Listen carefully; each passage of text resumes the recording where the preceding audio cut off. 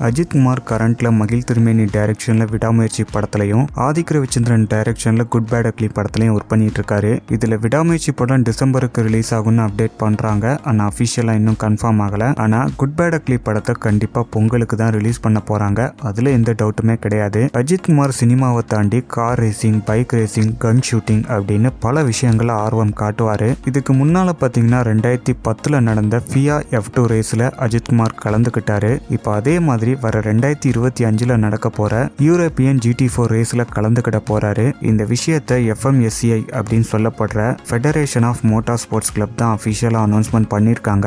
அது மட்டும் இல்லாம கார் ரேசரான நரேன் கார்த்திகேயனும் இந்த விஷயத்தை அவரோட இன்ஸ்டால ஷேர் பண்ணிருக்காரு. அந்த போஸ்ட்ல என்ன சொல்லியிருக்காருன்னா, 2025 நடக்க போற யூரோப்பியன் GT4 ரேஸ்ல என்னோட நண்பர் அஜித் கலந்துகிட போறாரு. அதுக்காண்டி உழைச்சுக்கிட்டும் இருக்காரு. உண்மைக்குமே அவர் ஒரு ஜாம்பவான் தான். நல்ல நடிகர் மற்றும் கார் ரேசர். கார் பந்தயத்துல அவருக்கு அதிக அனுபவம் இல்லைனாலுமே 2010 ஃபியா F2 ரேஸ்ல கலந்துக்கிட்டு கார் ஓட்டினது எனக்கு ஞாபகத்துல இருக்கு. அவரோட திறமைக்கு எல்லையே கிடையாது. குட் லக் தல அப்படின்னு சொல்லி ஒரு போஸ்ட் போட்டிருக்காரு. அதுவும் இப்ப வைரல் ஆகிட்டு இருக்கு. அண்ட் அந்த போஸ்டை துணிவு படத்துல அஜித் கூட நடிச்ச மஞ்சு வாரியர் ஷேர் பண்ணியிருக்காங்க. அஜித் குமார் ஷூட்டிங் முடிச்சிட்டு கிடைக்கிற கேப்லலாம் இந்த கார் ரேசிங்கான முயற்சிகள்ல தன்னை ஈடுபடுத்திக்கிட்டு இருக்காரு.